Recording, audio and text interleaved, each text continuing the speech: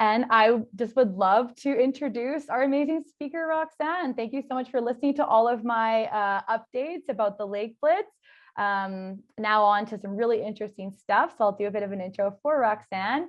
Roxanne received a Bachelor of Science majoring in biology from the University of New Brunswick in 2011 and a diploma in environmental technology from the New Brunswick Community College in 2013. At the New Brunswick Community College, she discovered a keen interest in water-related issues and hasn't looked back. She is currently completing a Master of Science in Environmental Management part-time while working at Atlantic Coastal Action Plan St. John. Roxanne has worked on various projects throughout southern New Brunswick, focusing on watershed issues, including cyanobacteria and their implication on water quality and aquatic habitat. So Roxanne has a great presentation for you. I got a little sneak peek. It's pretty awesome. So I'll just pass it on to her now to share her screen, and I'll stop my sharing.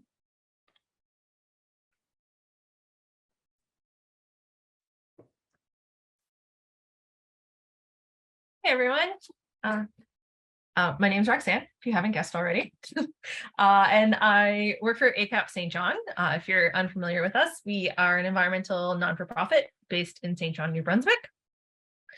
And myself and some of our wonderful ACAP team have been monitoring for cyanobacteria for the past 4 years. We've been leading a multi-partner project that looks at many subwatersheds of the Willowstook or St. John River. And we've kind of come together to spearhead this really awesome collaborative monitoring project and education component.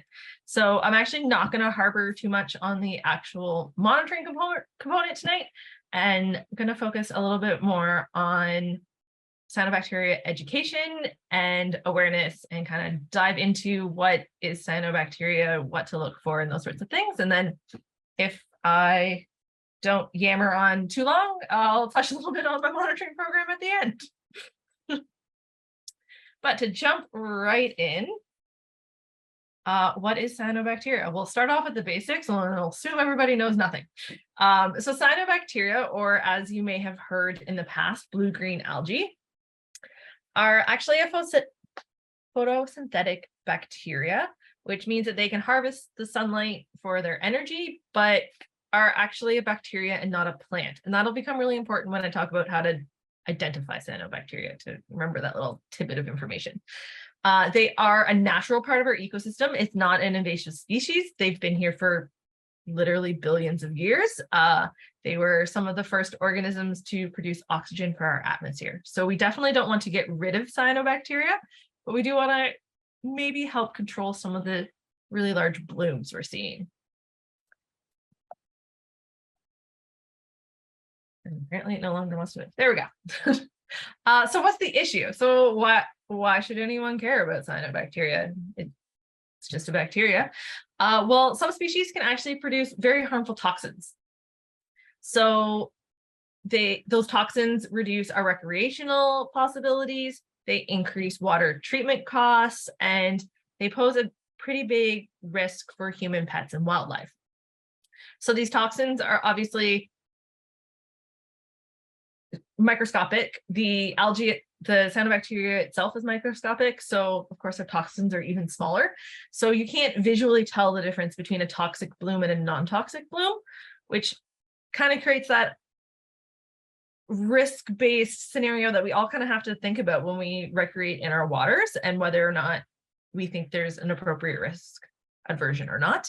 And then cyanobacteria blooms in particular, not only because of their toxins, but they can grow to such density that when they are actually dying off, they consume all the oxygen out of the water and actually lead to fish kills. So all of the fish and benthics and all of those lovely things that live in our lakes and rivers actually end up suffocating because they can't get enough oxygen.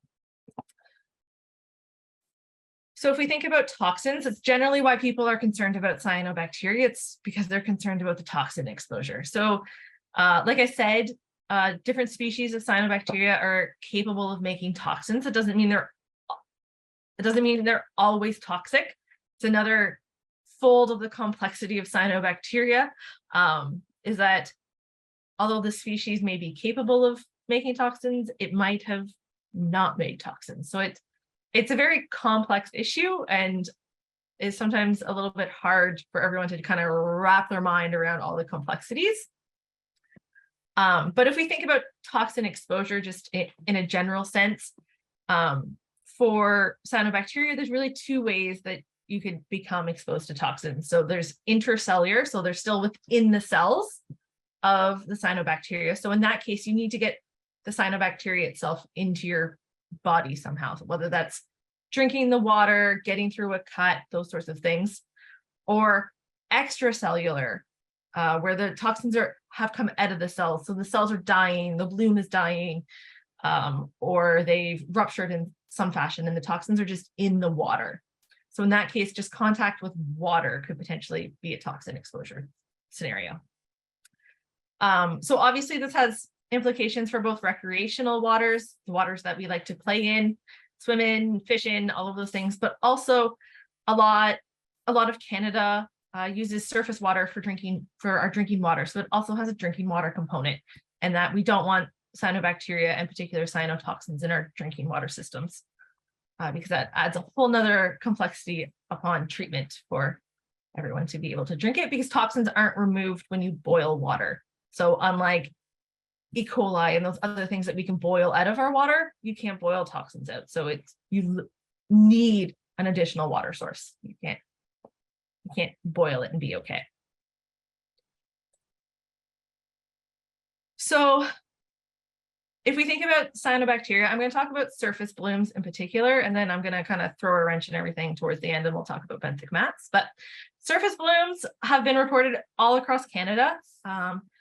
We've been seeing an increase in surface blooms in the past 20 years or so. They are most commonly found in lakes or still sections of rivers where we're not seeing a whole lot of flow. They can take on very different appearances, and I'll kind of dig into that in a second here, but they can take appearances from very, very small and minute blooms that you really need to actually do a visual assessment to confirm that they are there, all the way to blooms that look like someone has spilled paint on the water. They're so thick and you would automatically know something's not right, and you probably shouldn't swim here because it's looking kind of gross.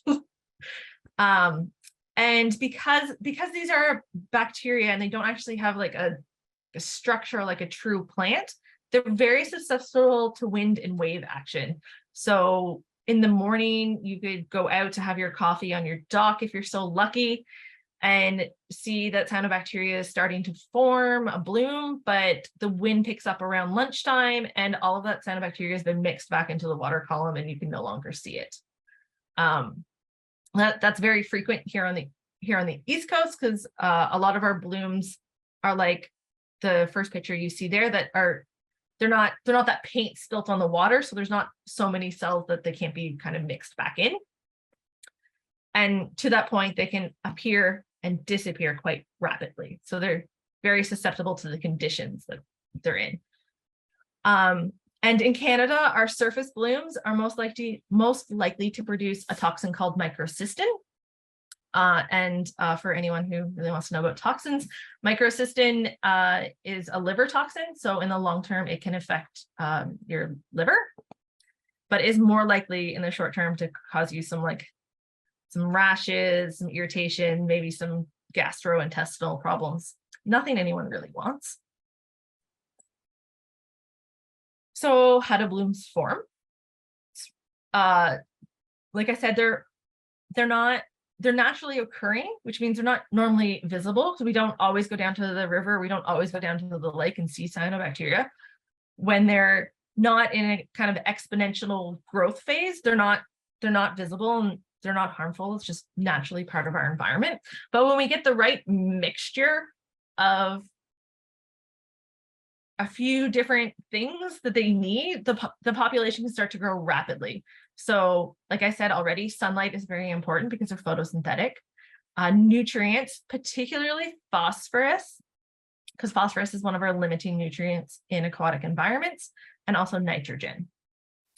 Water flow, like I said, they are susceptible to flow. So if you have a lot of flow coming through, it's less likely you will see a large cyanobacteria bloom and wind for the same reason. So when we get the right mixture of combinations, the bacteria can kind of start into that exponential growth phase, and they can rapidly increase the amount of cyanobacteria within the waterway. And then they kind of just all clump together to form that big bloom that we all may have seen or heard of, at least. So I'm going to kind of dive into what cyanobacteria blooms actually look like, and different things you should potentially look for when you're going down to your lake to jump in for a swim or to go fishing or kayaking or whatever you're doing to enjoy your beautiful waterways. So like I said, cyanobacteria blooms don't always present from the get-go as this like paint spilt on the water look. They can form what you see here in this photo. All those little flecks that you see in the water are actually those clumps of cyanobacteria starting to kind of come together. And this is particularly in a very turbid environment. You can see how darkly colored the water is. Versus this one, which is a little bit more clear water. So those green clumps that you're seeing is the cyanobacteria starting to form. Now, if the conditions persist, this bloom could grow to the size of that paint spilt on the water, but this is kind of the beginning stages of it. So you can see how if you didn't really look at the water before you go down there, you could easily miss this because it's not right in your face. So it's the really important part of looking at the water before you recreate in it. And then as a bloom progresses, or it has more nutrients, more resources it needs, it kind of starts to pull together. So you can see we've got big clumps that have started to form, but in between those clumps, the water is still filled with cyanobacteria. And then this is a similar instance where it starts to get this streaky look. Like it hasn't all come together yet, but you can see that there's larger and larger amounts of cyanobacteria in the waterway. And this one was actually really interesting because it almost looks like pellets. The clumps of cyanobacteria are very clumped closely together. And now we're getting kind of closer to that, like the paint spilt look, you immediately walk down to the water and notice something is wrong. You can see that the cyanobacteria is getting quite thick and very, very streaky. And then now we've kind of reached the paint spilt on the water. Not too many people walk down to a waterway and not notice that. It's pretty brightly colored and right in your face. And the really interesting, I think I have one more slide on this. Yeah, so you can see that they can start to get bigger and bigger, but also you can see where they kind of form their own kind of structure, even though it's not actually a structure. So you can see in this picture, for example, like the bloom isn't reaching to the shoreline. It's actually staying a couple feet off of the shoreline, most likely due to the dynamic nature of it. Looks very still in this photo, but it actually isn't that still. So it's being slapped against the shore too much. So obviously, a bright green color in the water doesn't always necessarily mean it's cyanobacteria. There's a lot of other things in our environment that are green and are not going to be harmful to us. So there are some commonly mistaken organisms that we see in our environment that people will report as cyanobacteria or ask someone to come look to give them their opinion. Pollen being one of them. Duckweed, which is a very small aquatic plant, and then floating green algae are kind of the common ones. We do also get calls about truly freshwater plants, like vegetation growing in the water that people just see green and immediately think cyanobacteria when it's not actually, but I did not include those. So those ones are very obvious. So how do you know what's cyanobacteria? How do you know it's a true algae? So some of the easiest way, which is you might have suspected where I'm going with this, is that true plants have structure, whereas cyanobacteria on a large front doesn't really have structure, like you would think of a plant, right? So you can see in this photo, this is a true green algae growing on a rock, but you can see the fibers that are coming off of that. And if you were to actually touch that and stretch it out, you would feel those fibers breaking because it has true plant cells and a plant structure, where you won't find that with cyanobacteria. And I have a photo coming up that kind of shows that. So if you think of duckweed, if you've never experienced duckweed, it from afar really looks like a cyanobacteria bloom. They're brightly green colored. They take over the water. They're very common in ponds and wetlands. But if you actually get close to it, or if you were to put a glove on and collect a sample, as soon as you actually look at it close up, you can see that it has leaves. So if it has leaves, it's not cyanobacteria. It's a true plant. Floating green algae is another one that's from afar really looks like cyanobacteria. If you look at this photo and you didn't know, you would probably think that's cyanobacteria.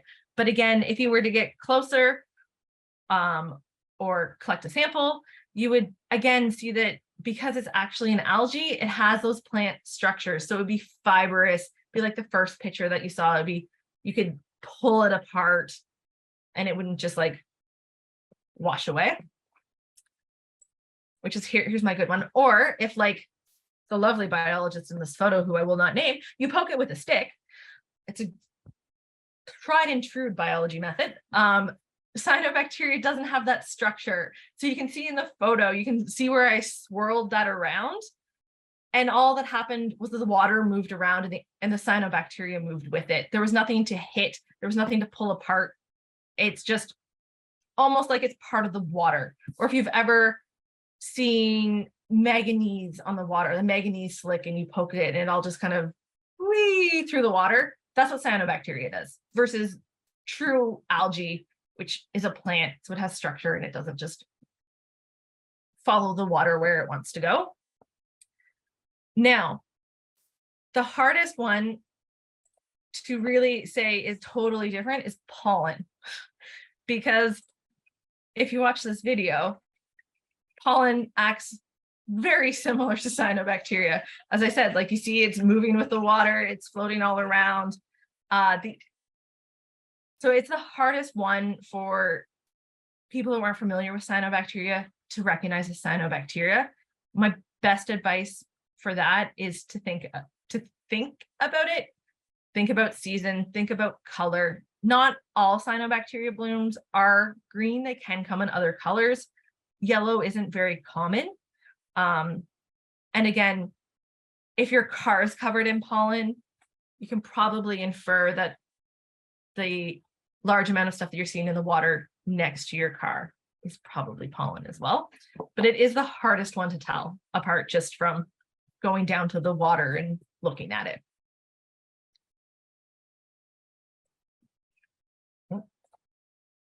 So now that I've told you all these things about how cyanobacteria floats on the water and is brightly colored most of the time, you can pretty much throw all of that out the window when we talk about benthic mats. So here in the Woolastook in Atlantic Canada in 2018, we, not myself, the greater we, researchers discovered that we have benthic cyanobacteria in our river after the death of a few dogs. So unfortunately, these dogs came in contact with this mat material and ate it. And because these mats produce a very potent neurotoxin, unfortunately succumbed to their poisoning. So when we started talking about benthic mats and people started looking in the river for them, of course, like we're looking for things that we've all thought about cyanobacteria looking like for the past whatever number of years. These scums in areas that are stagnant, kind of brightly colored. But we've actually discovered that the photo that you're looking at is a benthic mat, which if you are familiar with cyanobacteria blooms, look nothing like a cyanobacteria bloom. So like I said, they were first found in 2018.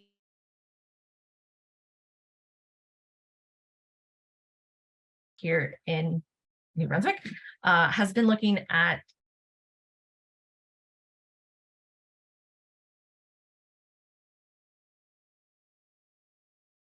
are seeing these on the, as the name suggests, benthic on the bottom. We're seeing them on the bottom of the river and streams. There have been a few reports in lakes as well. But we're mostly seeing these in clear water. So not what you would generally tell people to look for when you're looking for cyanobacteria, looking for discoloration. The water is actually perfectly clear at most of these sites. And it's the bottom that is covered with cyanobacteria, like you can see in those photos. So the real problem with these is not only that they potentially are very toxic, is that they also start to get air bubbles underneath them, like you can see in the bottom photo, because they're photosynthetic. So they're making oxygen. So they're getting all these air bubbles underneath them, right? And those air bubbles they get so dense, it lifts them up off of the bottom, and then they float down the river and they wash up on shore. So that's how the dogs actually got intermixed with them, is they actually picked them up along the shoreline. So it's been an education component for everybody, but a really big awareness component for the public to kind of flip our minds onto what we think about when we think about cyanobacteria. Because you can see these mats are generally pretty dark colored. They start off kind of green when they're beginning, like that bottom photo is kind of a newer colonization, but you can see towards in the top photos, as they get older, they turn kind of this brown gray color. And as much as I don't like to use the word, they look really snotty. So the likelihood of people really wanting to like come and hang out in this area is probably pretty slim, because the bottom of the water is not looking super appetizing for a swim. But again, they don't stay there. So you can see that floating mat on the picture there, that it's actually like that has come off the bottom and is actively floating down the river. And then we see them wash up on the shore, like those other three photos there. So these mats are most likely containing anatoxin A if they're producing a toxin. And anatoxin A is that neurotoxin I was talking about. So it actually affects our nervous system. So it shuts down our breathing and all of those lovely things that we need. So these mats would be the highest risk to people and pets because of that potential toxin load that they have within them. Now, like I said, most humans are not likely to put that slimy, gross thing out of the river in their mouth. But unfortunately, our canine friends are very attracted to benthic mats. They're very stinky and smelly. And if you have a dog like mine, they love stinky and smelly things. So they are known to kind of seek these out. So this is becoming a really important aspect to educate the public on, so they're not letting their dog off leash in these areas where benthic mats could potentially be found. So to identify a benthic mat is a little bit harder than because as you can see, it's growing on the bottom and is generally intermixed with some actual true algae. So it kind of adds that like complexity of, you really need to know the difference between cyanobacteria and a true algae. But again, even though these are forming these mats and they're colonizing together, they are still very snotty, and don't touch these with your hands. Trust me, I've pulled them apart with gloves on. They still don't have necessarily like that plant fibrous structure, but they are kind of they are a little bit, they resemble more of a slime you would see on the bottom of the river anywhere. So it's been a little bit harder to educate people on really what to look for these. But again, the coloration can help. There's not necessarily a lot of things in our river that look exactly the same as these, and their texture is really, really important aspect of what benthic mats look like. So yeah, that was kind of a quick and dirty overview of the two. I didn't put as much on the benthic mats because they're not as widespread, we think, as cyanobacteria blooms, but I'm just going to skip 2 slides. There we go. Come back. So if we think of a cyanobacteria bloom, you go out to your lake, you think you have one, or you think you found a benthic mat. What are some really important things for people to remember? So we came up with this kind of observe, protect, stay informed, and take action, to kind of put those like 4 little things in people's minds, for when they go down to the water. So always take a look at the water before you recreate. If you think there's something to be concerned of, stay out of the water. Protect your pet by not letting them swim in the water. Stay informed by looking at resources for your area. So most provinces have a cyanobacteria advisory list or some sort of public registry of where cyanobacteria has been found or where there's an active bloom. So keeping in mind to check for those before you go to a lake you're not familiar with. And then if you do suspect you see cyanobacteria, most provinces again have a reporting template. So you can report it to your Department of Environment or your Department of Health, depending on your province that you're in, to report a potential sighting, and they will send someone out to investigate the potential bloom and decide what needs to be done in a public health scenario. So I know that was quite quick and a quick dive into what cyanobacteria is, but there are some resources available. There's lots of resources nationally. I've kind of stuck to the ones I always give out, but there are specific ones to pretty much every province. Every provincial Department of Environment has information on cyanobacteria, but for us here at ACAP, we've developed a few educational materials that people are welcome to use. We have a cyanobacteria page on our website. It's just acapsga.org/cyano, which has kind of an overview of cyanobacteria, basically my presentation, but in written format. And then we've also made some actual handout materials. So we have a printable fact sheet on our website. We have the visual guide that's here on the screen that goes over kind of the non-toxic versus toxic plants that you might enter account. And then we also have a pet safety brochure on how to protect your pet. And then we partnered with the St. John River Society and the province of New Brunswick back in 2020, I'm going to say, 2020, 2021, somewhere around there, in the midst of the pandemic, to create an educational video to help people get more aware about cyanobacteria and what to look for. So again, it goes over those 4 key components. I won't play the video just for time, but the link is there, and you can also find it on YouTube if you're really keen and want to find it on your own. But I can make sure the link's available for the recording and for the email that goes out afterwards. And it's just a simple 3-minute video that kind of goes over cyanobacteria in New Brunswick. And then I'm not going to make it play. I'll skip over that part. So bear in mind the things. So I will jump to I'll do like a quick 2 minutes on our monitoring program and then Q&A. So yeah, like I said, we've been leading a monitoring program here in New Brunswick since 2019, shortly after the dog deaths were reported. And obviously a lot of public concern came around cyanobacteria. So we originally partnered with some researchers and did some passive testing for cyanotoxins, which has morphed its monitoring into actually using test kits in the past. We did a pilot program last year and full deployment this year, where we are providing toxin kits to a number of our watershed partners, where they can actually actively go out and monitor for toxins. So we have toxin kits for microcystins and then also anatoxin A.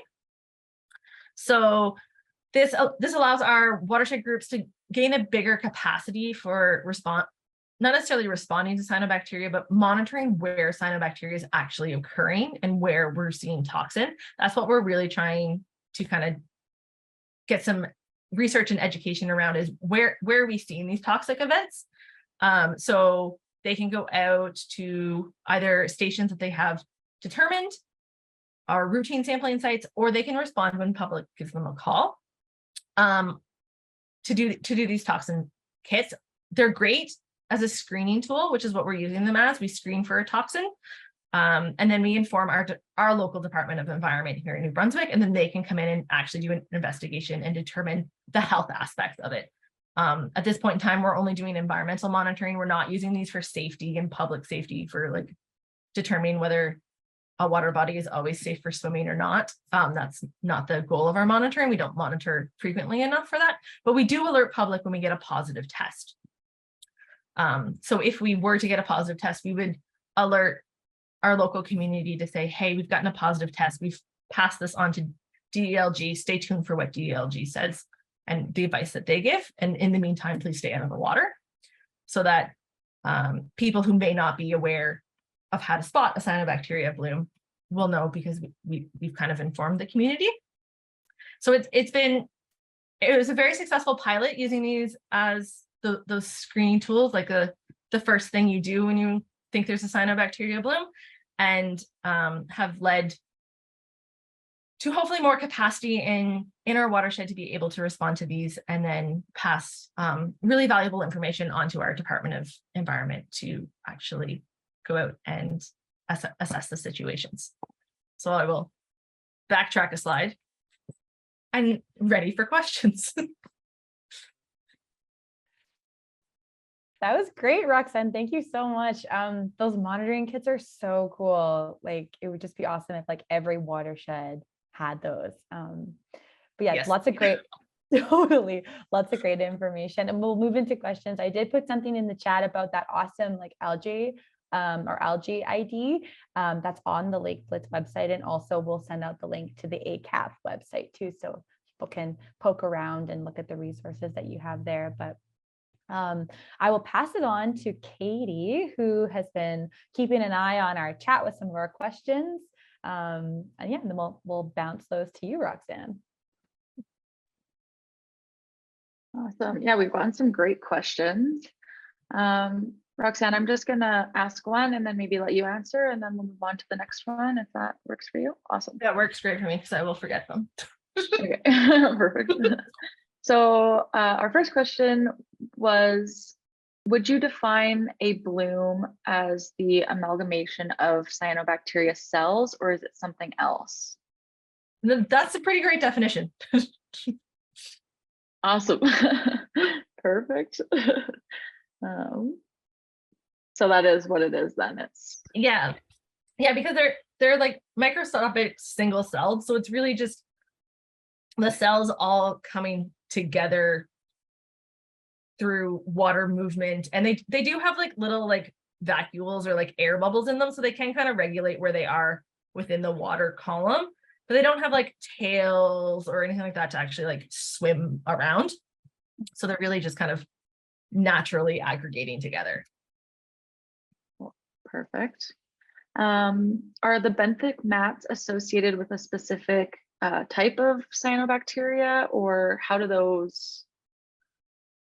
Yeah, so we're seeing a few different species mixed into the benthic mat. So it's not exclusively one species, but there are different species that like different habitats. So it is different species than you see in a surface bloom are the ones that are colonizing the bottom. But there are a few different species that are kind of mixed in. Okay. Someone asked how to identify what is toxic or not, which you kind of spoke to that earlier with the way that they separate in the water and what they look like. But could you speak to that on the benthic mats? Are there things that look like the benthic mats that maybe aren't that? Yeah, the benthic mats are a little tricky because they do kind of look like other slime. But if you were to like really, which like I don't recommend, like if you think there's a cyanobacteria mat, like you probably actually shouldn't be getting all that close to it. But if you were to like really look at them, their texture and kind of sliminess of them it is different from a true algae that you're like more familiar with seeing. But again, that color, that like dark color, especially when they turn that like gray orangey gross color, it is very different from things that you see in the waterways. Now, when they're first growing, again, they're green, so it's not, that color isn't there. So it's very timing specific on when you happen to be there. So yeah, it's not a great answer because it's not quite as easy as the surface blooms, because they do actually really, like, you can see in that rock, like it is all together, and you can't just like pull a stick through it and it'll fall apart. But if you were a scientist like myself and knew that you were probably like dealing with the benthic vat and you had your gloves on and you're being super cautious, again, like if you were to pull it apart, it falls apart. It doesn't actually have that structure again. But I do not recommend anybody do that unless you know what you're dealing with, because again, they have potentially lots of toxins in them. So you don't want to be messing around with those things if it actually is a benthic mat. You don't want to be just like handling it nilly-willy. Yeah, and yeah, for us here in New Brunswick, again, like these are new, so we're discovering new things like every day on these, but we're generally seeing them cover large areas. So their mass is something that's a little bit different than like a normal, when you think of like a normal true algae that like might be covering like this section of the river, but we're seeing cyanobacteria mats cover like the whole width of the river, for example. So it's evolving. I don't have a great answer at the moment. Yeah, it's complex. Yeah. Yeah, totally. Awesome. I think that, yeah, that was probably the best answer that can be given right now with information. So awesome. And then the last question that I have here is, do you think that we need to call it cyanobacteria and not blue-green algae so that we're not confusing it with true algae? Yeah, I try to say cyanobacteria as much as possible for that reason. There's, as you gathered through me rambling for half an hour, it's already very, very complex. And then you add on the fact that people are calling it algae, but it's not an algae, which is just like further perpetuating the complexity of it. We try to use cyanobacteria as much as possible. We do put blue-green algae in like most of our things because people do recognize it as that, but the words coming out of my mouth try to always be cyanobacteria. Awesome. Thank you. Does anybody else have any questions that they didn't put in the chat and they just want to ask over mic? Hi, it's Jamie here. I don't know if you can hear me. So from this cyanobacteria, then there's no chance of it being toxic unless it's coalesced into a bloom. Is that what you're saying? Like a single cell doesn't go in and out of toxicity? So they will. It's a game of kind of volume. So an individual cyanobacteria cell will make a toxin or won't make a toxin. It depends on the cyanobacteria cell, but generally we don't see toxin load within the water if you're not also seeing visual signs of cyanobacteria. Because if you think of like one microscopic cell releases one, or they probably release more than one toxin, but they release 100 toxins, let's say, into the lake, that amount of toxin is unlikely to get in somebody. But when you see a bloom, you're probably seeing hundreds of thousands of cyanobacteria cells.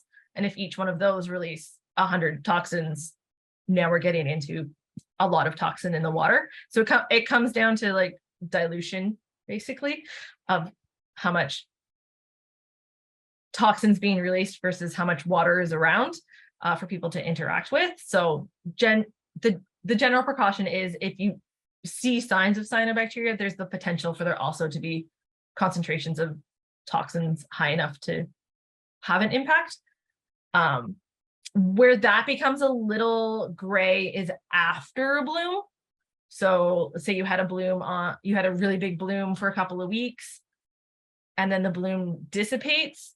There's not a clear answer on how long one should wait in that period. Like, is it a day? Is it 2 days? There's not a clear answer on that. So we generally recommend that people if they've seen cyanobacteria, to stay out of the water for at least a couple of days until things have kind of flushed out and any toxin loads could be potentially moved. And that's kind of some of the benefits of having these screening test kits as well, right? Is that we can further do a test after a bloom has dissipated to see if we're still detecting toxins, if we detected toxins the first time. Perfect. And just if I can swing to the other end of the question, then where you have a conglomerate, like in these benthic mats, which is a different piece, right? They've coalesced. Yep. And it sounds like these dogs, like it's still very toxic after it's been washed onto the shore. So Absolutely. water's not necessary. Like, is there duration of toxicity once it's coalesced? Is there any sort of guidance on how long these would be toxic or how to dispose of them? Yeah, so it's kind of that intercellular versus intercellular toxin that we went over. So it's the intercellular, so it's the toxins that are still within the cells that when someone, or more likely when someone's pet ingests that, they're getting all that toxin load, because when it hits their stomach, the stomach acid digests it and all the toxins come out. So there isn't clear science so far on how long a mat needs to dry out to not be toxic. Generally, we just recommend, like, if people see what they suspect is a benthic mat, to just assume it's still toxic and not to mess around with it. As for removal, we haven't, to my knowledge, in New Brunswick, done any actual removal of material. We just have basically educated people to not interact with it and have left it at that. But I am not actually totally aware of that. That's actually a really good question for the Department of Environment, whether they've actually physically removed anything that's been washed up or not, which now has posed a question for me to ask.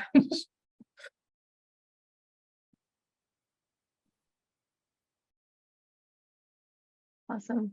Thanks, Roxanne. I have one more question. I see Barbie have your hand raised, and I did miss your question there. And they're just wondering, do you recommend a lake association to purchase the kits and to have one on hand so they can monitor for themselves? We found them very, very useful. Again, as that screening tool. I will say that they're not super cheap, which is unfortunate. So we buy a box of 20 kits. So it does 20 tests, and it's I think last time I got them, they were around 600 US plus the shipping and duty. So they're not super affordable, but are also, again, like if you're very concerned about it and you want to integrate cyanobacteria monitoring into your monitoring program, I think it's a really simple way to do that screen, and then can provide more information to the Department of Environment to actually come in and do more rigorous testing. Yeah, actually, it's Barb. Yeah, thank you for the answer. It's Barb here. I'm at a lake here in New Brunswick, and knock on wood, we've never had an identified bloom, but never say never. And we've been proactive with the signage from the province on cyanobacteria and trying to educate. However, it's also changing the behaviors of individuals. So I checked with the company, and I didn't know that even if you had 5, but I appreciate the shelf life is only 6 to 9 months. Yep. Yeah, and Yeah, we've they're only- had ditches, and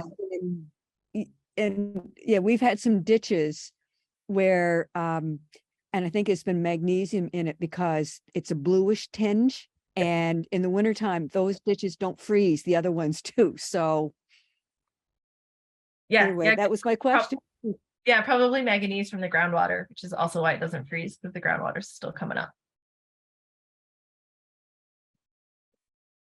Unfortunately, it's in front of, well, I have to be careful with what I say, but we have some older legacies and cottages, so you know what goes with that. So anyway, Yeah. Excellent presentation. Thank you. Thank you. Awesome. Any more questions that we've missed or weren't answered?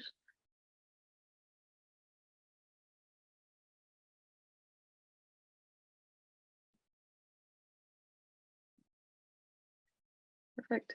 Camille? Oh, it looks like actually one popped Oh. in right while you were asking Oh. that. I can ask it though, since I'm looking at it right now.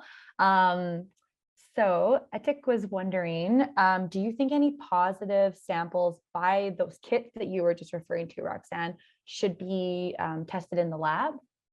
So that's our current recommendation, that if people can afford it, that is the next logical step in the chain, is you get a positive result off of a test kit that you did yourself, is to follow that up with a lab test to get more of an accurate concentration. So I didn't really explain it on the test kits because we are trying to push them as a positive or negative, but they will give you a concentration, but it's your determination of how faint a line is. So I don't consider that rigorous science to put back out into the public. So we recommend people say positive or negative off the test kit, and then inform Department of Environment so that hopefully they can do more sampling. And if the group has the capacity or the budget to support additional samples, to send a sample off to get an actual lab verified concentration to compare to a recreational guideline for people. Awesome. Thanks for that, Roxanne. Great questions, everybody. And thank you for, taking the time to learn about algae. I know it's like a pretty complex topic, but there's a lot of really amazing resources out there, and great people to ask these questions to, like Roxanne. So with that, Roxanne, I'd like to just pass it off to you if there's anything else you wanted to add or promote or make people aware of. You can have the last minute if you need it. Otherwise, we can always put stuff in our follow-up email too. Awesome. I just want to say thank you all for coming out and taking the time to listen to me. And my email was at the beginning of the presentation, but it's just roxanne@acapsj.org. If you have questions you're pondering after this, feel free to reach out and I'd be glad to answer more questions.